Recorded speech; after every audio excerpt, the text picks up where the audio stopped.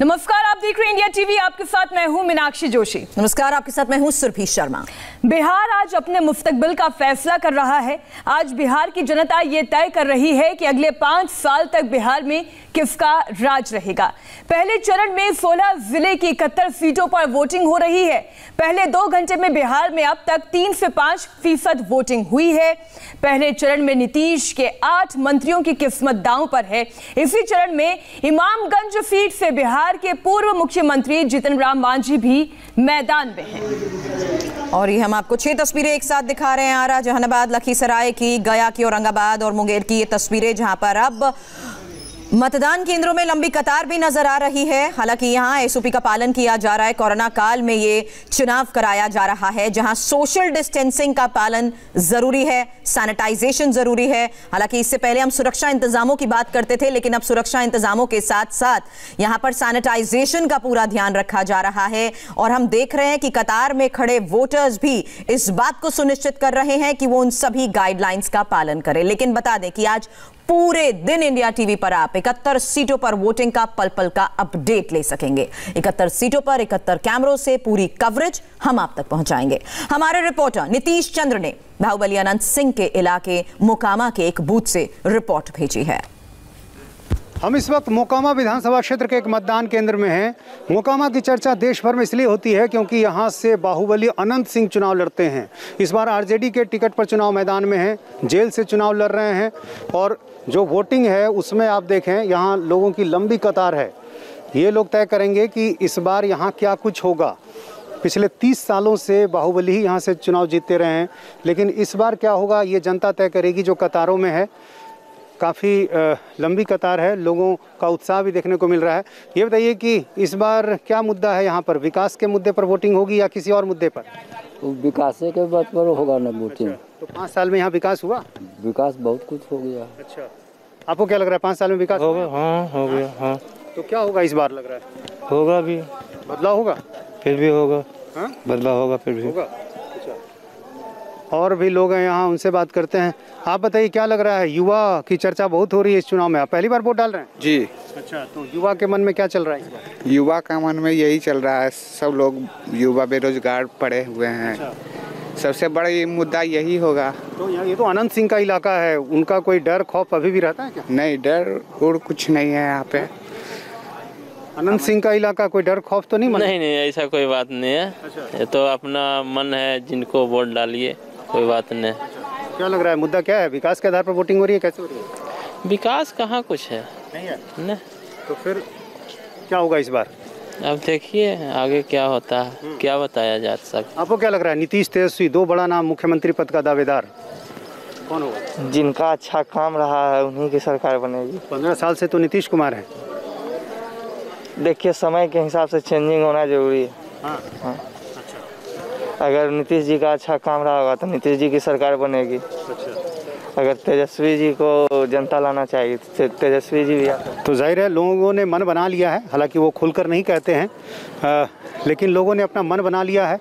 और जब वो वोट डालने के लिए यहाँ पहुँच चुके हैं तो बहुत सारे मुद्दे उनके मन में हैं और उन मुद्दों को ध्यान में रखकर लोग वोट डाल रहे हैं। कैमरामैन विनोद कुमार के साथ नीतीश चंद्र, इंडिया टीवी, मोकामा। और मोकामा से आपने पहली रिपोर्ट देखी। हमारे तीनों संवाददाता इस वक्त अलग अलग इलाकों से हमारे साथ जुड़ चुके हैं। नीतीश हमारे साथ हैं, ज्योति और साथ ही अमित भी हमारे साथ है। लेकिन सबसे पहले इस जरा दिलचस्प तस्वीर देखिए। ये तस्वीर इसलिए खास है कि साइकिल पर कोई वोट डालने के लिए निकला है। अब जरा चेहरा देखे तो जरा पता चले कि ये कौन निकला है। मंत्री प्रेम कुमार। मंत्री प्रेम कुमार जी, हाँ, अब चेहरा भी दिख गया है। तो हम अपने संवाददाताओं से भी बात करेंगे, लेकिन बड़ी दिलचस्प तस्वीर है। ये क्या मैसेज देना चाह रहे हैं ये समझने की जरूरत है। और फिर भी इम्पोर्टेंट ये है कि कोरोना के काल में ये मतदान हो रहा है। और सबसे जरूरी बात कि खुद वोटर्स इस बात का ध्यान रख रहे हैं कि मतदान केंद्र अगर वो आ रहे हैं तो सभी ने मास्क लगाया है। हालांकि हम अलग अलग बूथ से भी जो तस्वीरें आ रही हैं अपने दर्शकों को दिखाएंगे कि कैसे वहां सोशल डिस्टेंसिंग का पालन किया जा रहा है और साथ ही सैनिटाइजेशन का भी पूरा ध्यान रखा जा रहा है। लेकिन नीतीश, ज्योति और अमित इस वक्त हमारे साथ जुड़ चुके हैं। और अमित, आप जहां पर हैं तस्वीरें दिखाएं अपने पीछे। इससे पहले हम सुरक्षा इंतजामों की बात करते थे, लेकिन कोरोना काल में इस बूथ पर कैसे इंतजाम किए गए हैं और क्या वोटर्स भी एसओपी का पालन कर रहे हैं?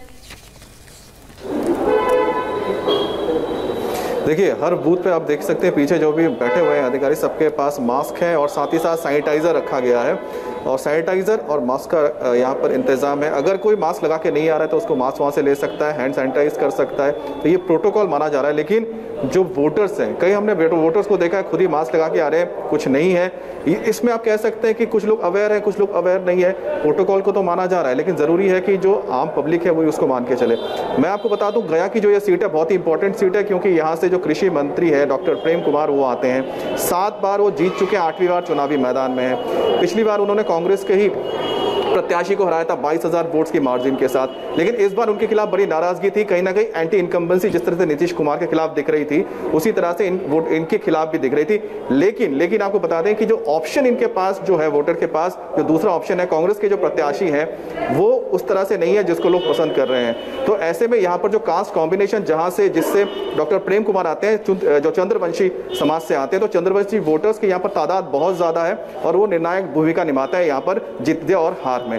तो ऐसे में जो यहाँ पर जो समीकरण है जातिगत और कास्ट, यहाँ पर जो समीकरण है वो कहीं ना कहीं डॉक्टर प्रेम कुमार के फेवर में फिर से नजर आता है। और इसकी वजह जो यहाँ के आम लोग कहते हैं, उनका ये कहना है कि जो सामने वाले प्रत्याशी है उनको ज्यादा लोग नहीं पसंद कर रहे हैं, इसलिए हो सकता है नाराजगी होने के बाद भी लोगों के पास ऑप्शन नहीं, इसलिए वो डॉक्टर प्रेम कुमार को एक बार फिर से चुनकर आ सकते हैं। वहीं अगर गया की बात करें तो 10 जो यहाँ पर सीटें हैं उसमें दूसरा सबसे महत्वपूर्ण इमामगंज, जहाँ से जीतन राम मांझी पिछली बार जीते थे, अच्छे खासे वोट से जीते थे, 29,000 वोट उन्हें मिले थे, उन्होंने 29,000 वोटों से हराया था। एक बार फिर से चुनावी मैदान में उनके खिलाफ फिर से आरजेडी के ही प्रत्याशी यहाँ पर आए हुए हैं। इमामगंज से वो खड़े हैं। अमित, मैं दोबारा आपका रुख करूंगी। इस वक्त मोकामा से हमारे साथ नीतीश चंद्र भी जुड़े हुए हैं।